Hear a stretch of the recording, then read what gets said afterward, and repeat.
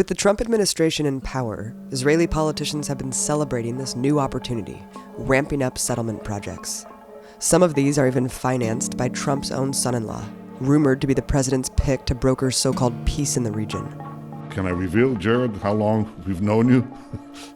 While these illegal settlements grow into Palestinian villages, some are built directly in the middle of thriving cultural centers, such as Hebron, one of the most hyper-militarized cities in the world. When I was in Hebron, I was shocked by how aggressively the police state imposed an apartheid system. All of the residents I talked to had horror stories of life under brutal occupation. Sometimes Israeli soldiers themselves dissent, even in the face of very severe repercussions. One of whom is Eran Efrati, who was stationed in Hebron during his time in the Israeli army.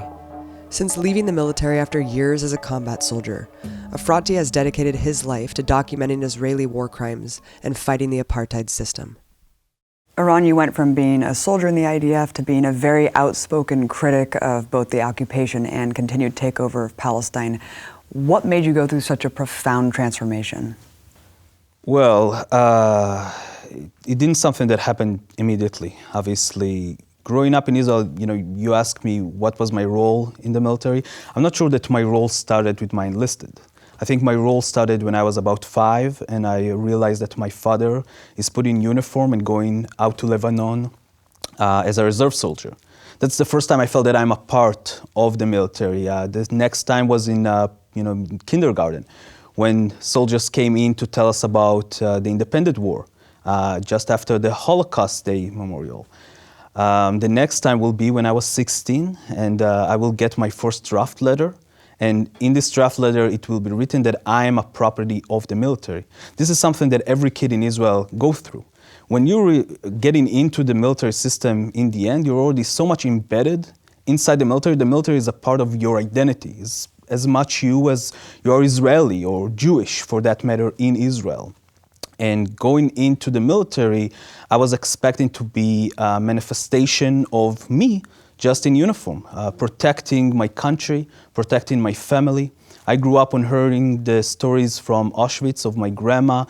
So my mother's side, my grandma and grandpa was the only survivors from their family, from the Holocaust. All of my grandma's family were killed in Auschwitz. The stories from my grandpa, that was also the only survivor from his family from the Holocaust. And from the other side, my grandpa and grandma from my father's side grew up on hearing their stories about Jerusalem and what it is to grow up without freedom under the British mandate. For me, being in the military is to protect them and to make sure that our life will go on as in freedom and in good will. I went through 7 months of boot camp, and in the end of the 7 months, I found myself in Hebron. This is the only city that have a settlement in the middle of the city. So getting into the Hebron, one of the first things that I had to do was protect a Jewish holiday. And my job is to put on curfew 180,000 Palestinians. So settlers throughout the West Bank and Israel, Jewish settlers, could come into Hebron and celebrate. So there's thousands and thousands of Israelis and Jewish settlers from across the West Bank coming to celebrate. And the only way to keep them protected is to make sure that no Palestinian is leaving his home. So literally one of my first tasks was to roam the streets and make sure Palestinians understand they're going into their home and they cannot leave until a second notice, until the next time we're coming in. And the first time was like a movie. We birthed into the city with our guns in our hands and our uniform and vest with grenades and 6 packs of ammunition. And we're just screaming curfew. And you see the chaos. You see the people just running from place to place, closing down their shops, running home, because wherever you are when the curfew starts, this is where you're stuck. And you cannot go anywhere else. So you better be at home when we're starting to come the curfew. Now, the official orders to anyone who breaks curfew is shoot to kill. I never did that. I never met anyone who shoot to kill in this process of a curfew. But that was the orders, and they knew it pretty well. They knew what they need to do. This feeling of power at once came as a big confusion to me. I think I wasn't clear if I'm enjoying the power of controlling all of these people, or if I don't understand why kids look at me frightened. Why are they running away when I'm walking into the street? Before my service, I work as an educator. I love kids. So I think I was very confused on why a kid will find me scary. You know, I realize now in perspective, it got to do something with the fact that I have my boots on, my uniform, my helmet, my 6 packs of ammunition, my 2 hand grenades, my M16 in my hand. But I didn't realize that at the time. Right. And I really couldn't understand that. And I think in a very rapid pace, I realized that my job is actually to maintain an apartheid system. Very early on, I understood that the rights that the Jewish settlers have are not the rights that the Palestinians have. I understood that I cannot touch a Jewish settler if he is attacking a Palestinian. The best I can do is call a local police department to come handle it, like I would do at home in Jerusalem. So these Jewish settlers that live in Hebron are living under the same rights that I live in Jerusalem, but the Palestinian next to them, next house over, next building over, sometimes next apartment over, lives under my rule, my military rule. And I can do whatever I want with him. I can take his home as a temporary base for a few hours to a few days to a few weeks. I can decide that I'm arresting the people of the house and tying them up to the fence of my base.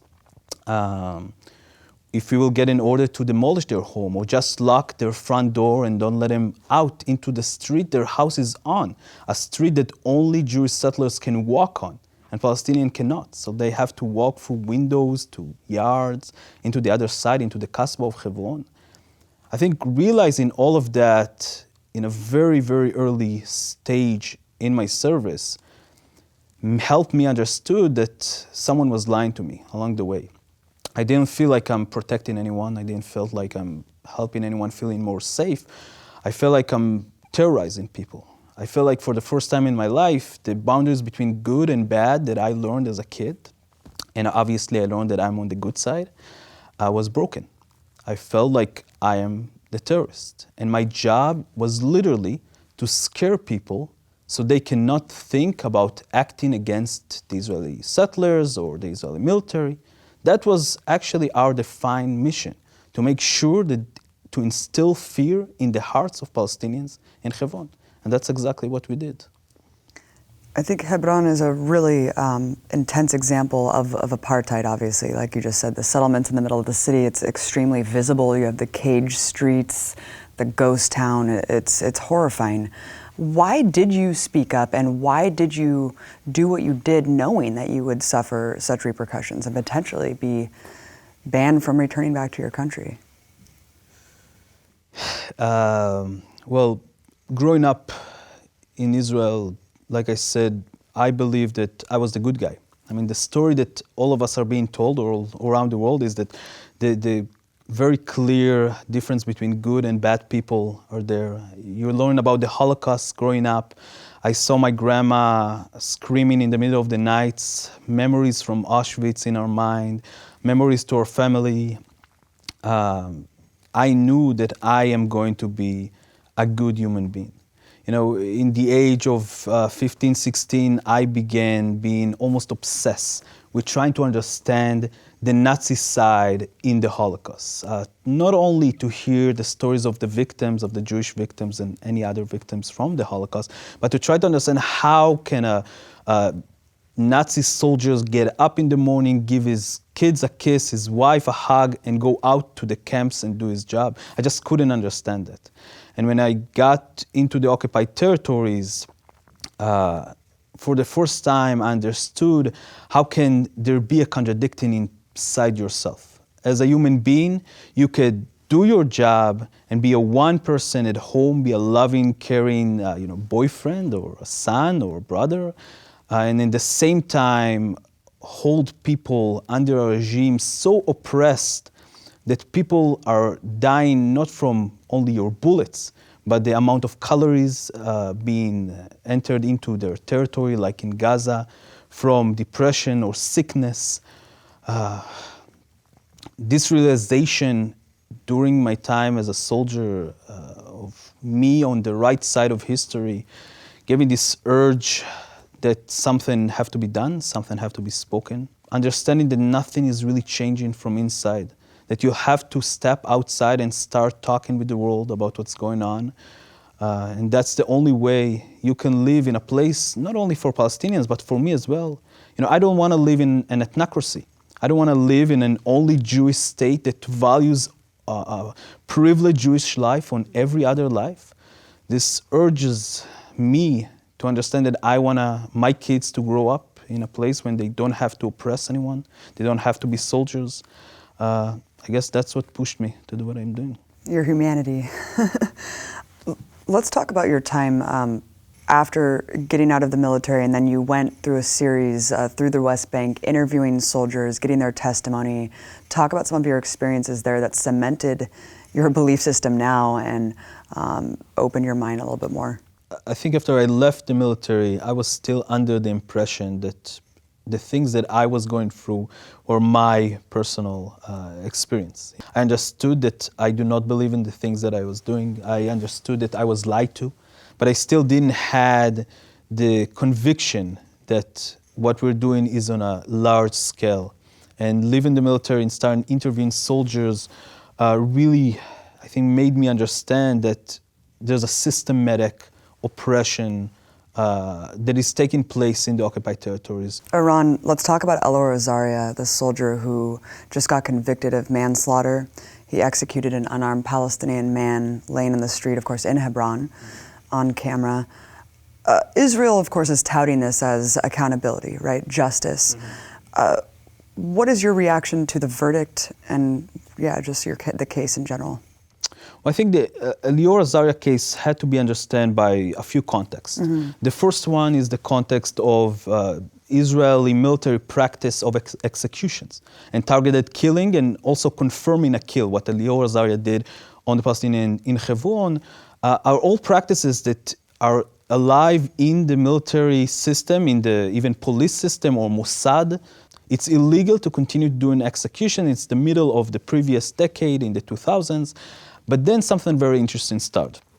I am, in my previous role as a researcher into the Israeli military, I was taking testimonies from many soldiers. And one of the soldiers I'm reaching to is a soldier from a semi-elite unit called, in Hebrew, Duvdevan, Cherry in English. And he's telling me a story about how he's serving after this new rule from the Supreme Court has been mandated, and they cannot do targeting and killing anymore.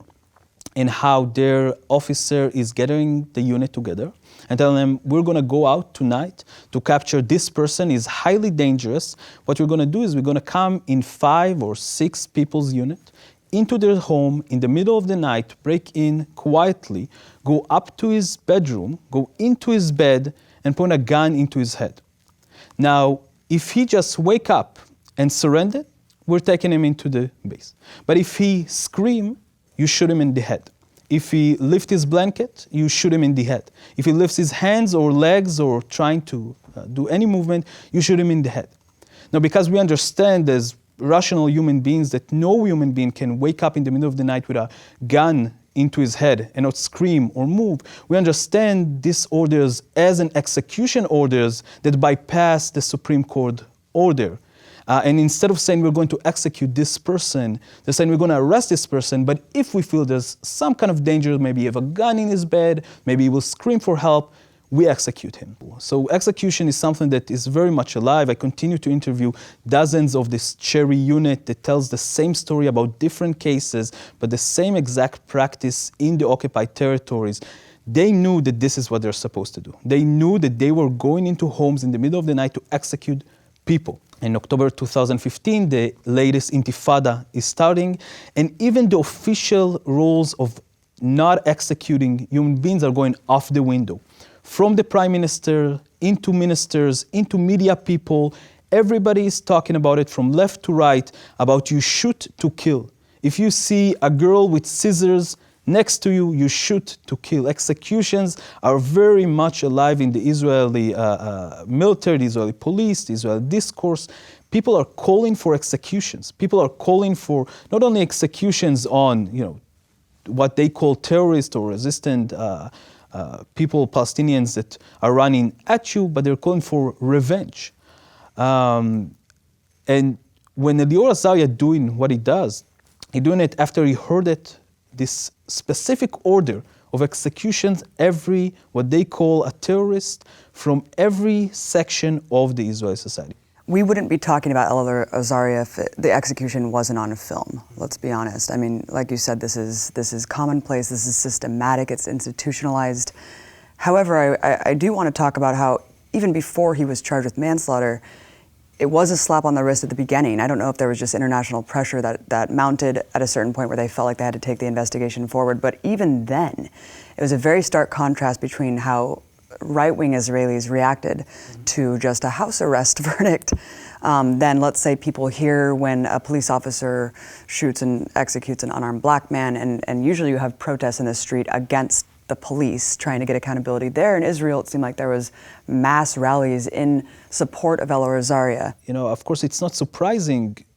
Israel is selling this idea of the soldiers are more important than anything. The soldiers are more important than the life of Palestinians. Not only the life of soldiers, the soldiers' identity, security, feelings are more important than a Palestinian life. The easiness, the comfortable of people going out to the street and defending every case of manslaughtering that was captured on tape, that is clear that his life is not in danger, they contradict everything that we are being told. And yet, Israelis are saying in a very clear voice, not only that we don't believe in that, not only that we will oppress Palestinian and will act as much as, do whatever we want, but in a very specific way saying, don't confuse us with the idea of moral or right or wrong. Whatever soldiers do in the occupied territories are right. Whatever we're doing is the correct thing. I wanted you to talk specifically about the culture within the Israeli military that fosters anti-Arab sentiment and racism, essentially.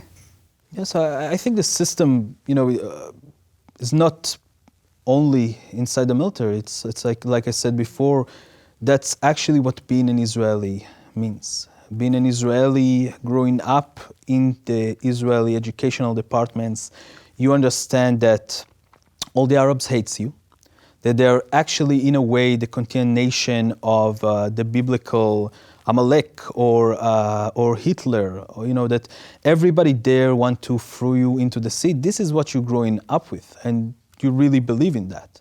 I mean, going into the military, you're already going so full of hate and fear at the same time that you don't need much to be very aggressive, violent, and racist toward Palestinians. They see the Palestinian women and the Palestinian men as subhuman.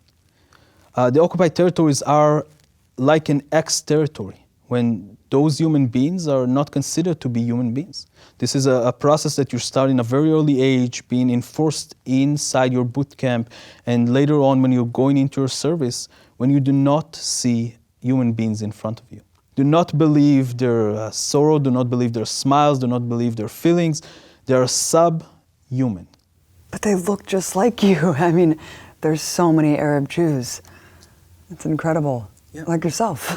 Yeah, and I think that the Arab Jews in Israel are probably the most tragic story in the entire story of Zionism after the Palestinians. And it's not being talked enough, obviously, inside the Israeli society or in the world.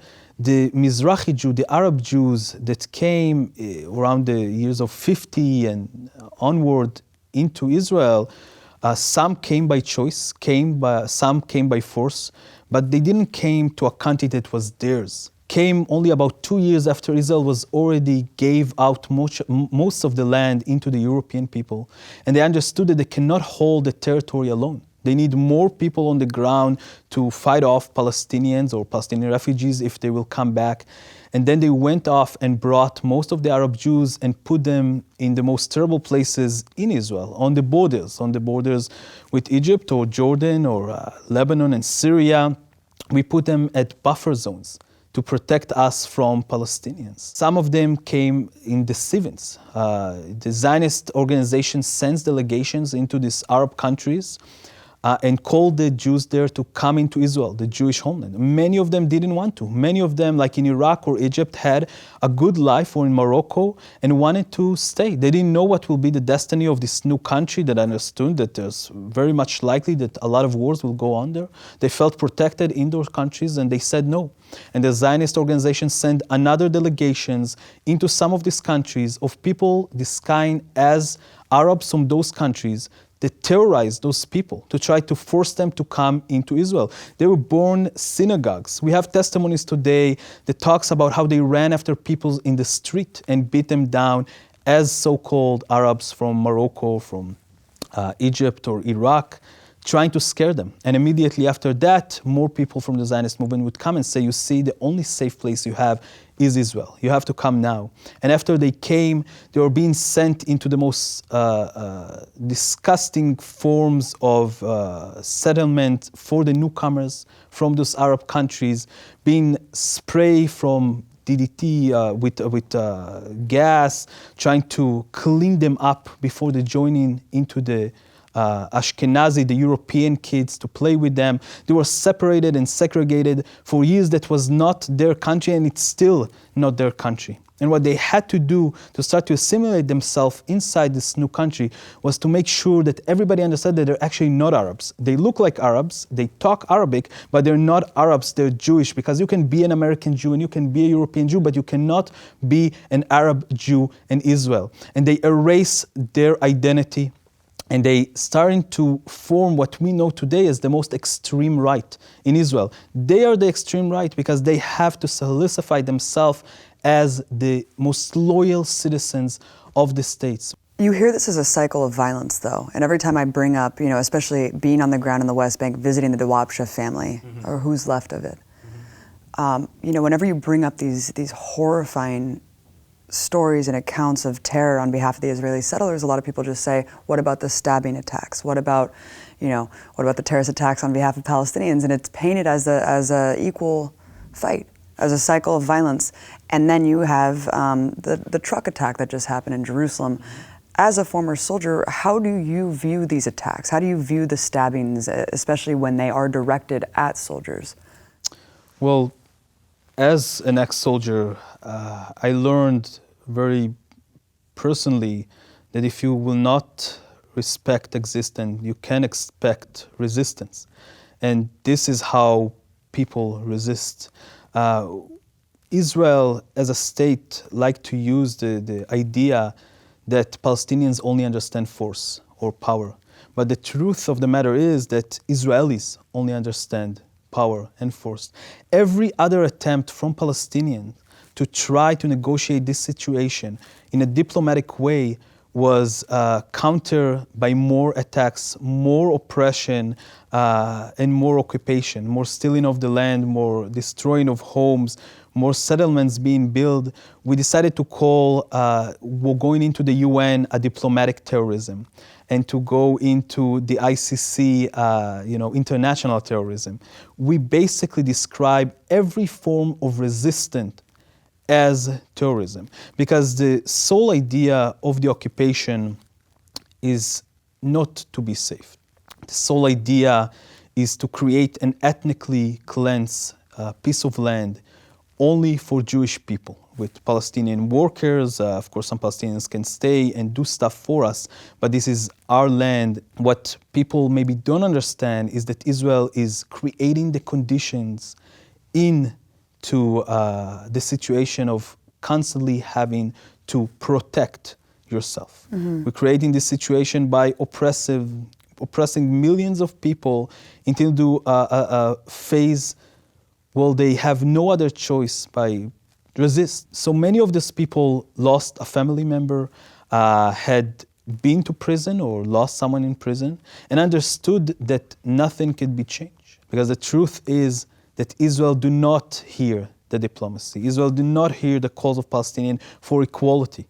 What we are seeing in Palestine is what a lot of people like to describe as the most complicated political situation of our time, is probably the most simple political situation of our time.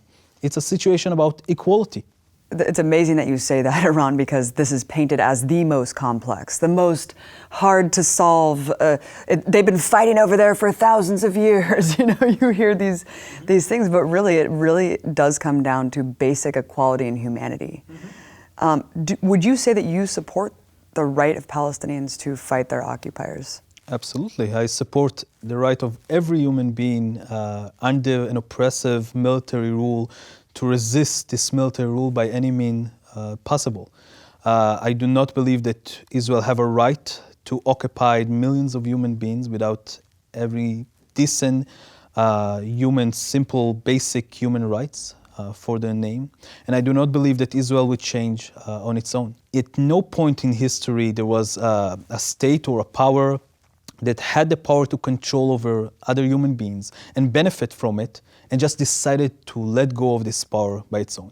It was always forced on them by the resistance of the people underneath them or the intervention of other forces around the world. And unfortunately, as I do support the Palestinian right to resist in any way, I do not believe that their resistance is enough. I do believe that the rest of the world have to interfere in what's going on in Palestine. There's nothing else that we can do except for giving all the Palestinians equal rights and starting a new state, a new equality system for all human beings on the ground.